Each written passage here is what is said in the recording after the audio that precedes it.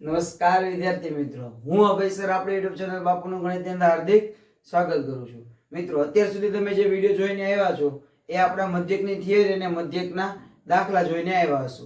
હવે આ વિડીયોની અંદર છે એ આપણે બહુલક વિશે માહિતી મેળવવાની છે. તો સ્ટાર્ટ કરીએ. બહુલક. ચલો, બહુલકની અંદર છે આપણને બે પ્રકારની માહિતી મળે છે. એક તો અવર્ગીકૃત માહિતી અને બીજો પ્રકાર એની અંદર આવે છે વર્ગીકૃત માહિતી. બરાબર છે. અવર્ગીકૃત માહિતી અને વર્ગીકૃત માહિતી વિશે આપણે પરિચિત છીએ. ત્યારે મધ્યકની થિયરી પણ એની અંદર આવ્યું હતું કે અવર્ગીકૃત માહિતી એટલે શું? તો કે એક હારે આપણે અવલોકન આપી દીધા હોય, એનો સરવાળો કરી અને જેટલી સંખ્યા છે એટલે આપણે ભાગી એટલે આપણે મધ્યક મળતું. તો બહુલકની અંદર પણ એમ જ છે, આપણને જે સીધા અવલોકન આપેલા હોય છે. માનો કે આપણે એક બોલરની વાત કરીએ, એ બોલરની વાત કરવામાં આવે કે એને એક મેચની અંદર 2 વિકેટ લીધી, એકમાં 3 લીધી, એકમાં 4 લીધી છે, એકમાં 2 વિકેટ, એકમાં 3 વિકેટ અને એકની અંદર 2 વિકેટ લીધેલી છે. તો આની અંદર બહુલક કેટલો છે એ ગોતવાનું છે. તો જો બહુલક જ આપણને કહે છે, બહુ એટલે શું? તો કે વધારે કે છે ને, બહુનો મતલબ શું થાય? વધારે. તો આમાં કઈ સંખ્યા વધારે વખત રિપીટ થાય છે? તો આપણે તરત જોતા ખબર પડી જાય કઈ સંખ્યા?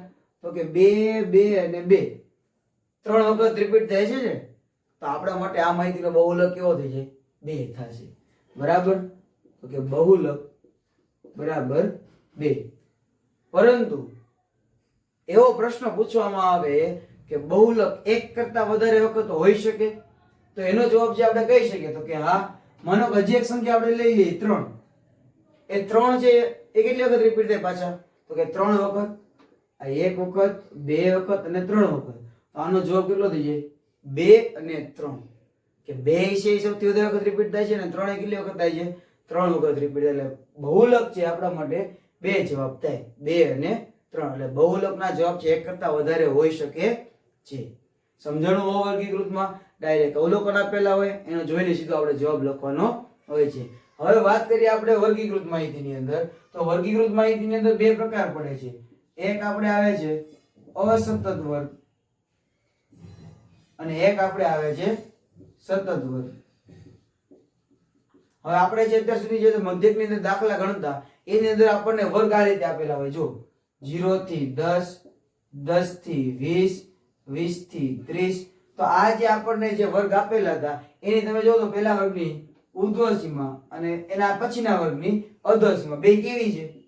સરખી છે ને. તો આને કહેવાય સતત વર્ગ. જ્યારે અસતત ની અંદર કેવું આવે?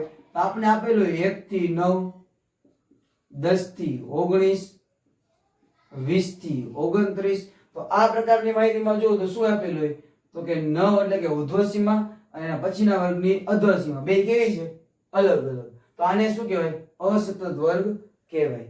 તો જ્યારે બહુલકના દાખલા આવે ત્યારે જો અસતત વર્ગ આપણને આપેલા હોય તો પહેલા આપણે એને છે એ સતત ની અંદર કન્વર્ટ કરવા પડે. કઈ રીતે કરવાના? તો કે જે અધર સીમા હોય એમાં 0.5 બાદ કરી દેવાના, જે ઉર્ધ્વ સીમા છે એમાં 0.5 પ્લસ કરી દેવાના. એટલે આમાં તમે 1 માંથી 0.5 બાદ કરો એટલે શું થઈ જાય?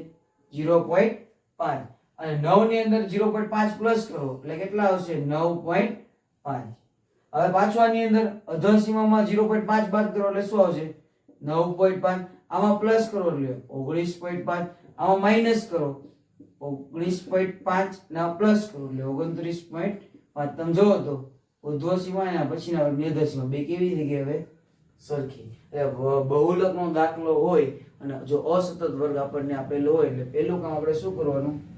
સતત ની અંદર કન્વર્ટ કરી દેવાના. સમજાણે એટલી વસ્તુ? ચલો હવે એક આપણે નાનકડું ઉદાહરણ લઈને બહુલકનું સૂત્ર છે એ સમજીએ.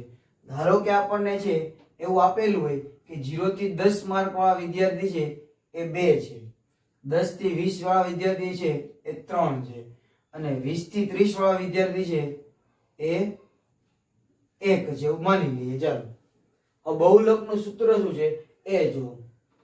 z બરાબર l plus f1 minus f0 છેદમાં 2f1 માઇનસ f2 માઇનસ અહીંયા f0 અહીંયા f2. ગુણ્યા h. બરાબર છે. આ છે બહુલકનું સૂત્ર. આના બધા પદ વિશે સમજીએ. n એટલે શું થાય તો કે હવે જો જ્યારે બહુલકનો દાખલો ગણવામાં આવે એટલે આપણે આની અંદર છે આ જે માહિતી છે એની અંદર આપણે છે બોક્સ પસંદ કરવાનું હોય. બોક્સ એટલે કે ભાઈ એમાંથી સૌથી મોટામાં મોટી આવૃત્તિ કઈ દેખાય છે? તમને આની અંદર દેખાતી છે. કઈ દેખાય છે? 3. તો આ જે આપણા માટે જે થઈ ગયો 10 થી 20 એની આવૃત્તિ 3 છે. બરાબર. તો એને કહેવાય બહુલકીય વર્ગ. શું કહેવાય છે? બહુલકીય વર્ગ. એટલે સૌથી વધારે આવૃત્તિ એની અંદર જોવા મળે છે. હવે જે બહુલકીય વર્ગ છે એની અધઃ સીમા L બરાબર શું થઈ જાય કે બહુલકીય વર્ગની અધઃ સીમા. એટલે આપણા માટે L બરાબર અત્યારે કેટલા થઈ જાય છે? 10. સમજાય છે આ વસ્તુ? સરસ. હવે આપણે જોઈએ F1. F1 એટલે શું? તો એની અંદર બહુલકીય વર્ગની આવૃત્તિ. એટલે જે બોક્સ પસંદ કર્યું હોય એની જે આવૃત્તિ છે એ આપણા માટે શું થઈ જાય? F1 થઈ જાય. સમજાય છે? ચલો આ આપણા માટે શું થઈ ગયું તો કે F1 થઈ ગયું.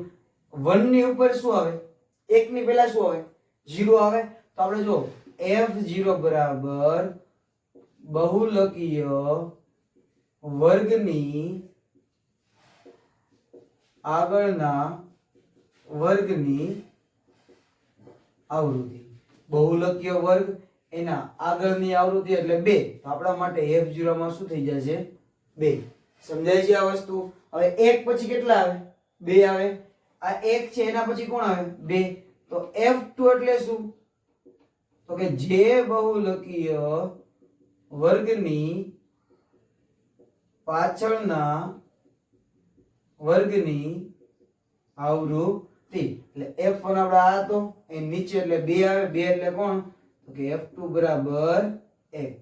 તો આ આપણને મળી ગયો F2. સમજાણા બધા પદ? હવે છેલ્લે વધે છે h. h આપણે મધ્યકની અંદર ગોતતા. શું કહેવાય એને?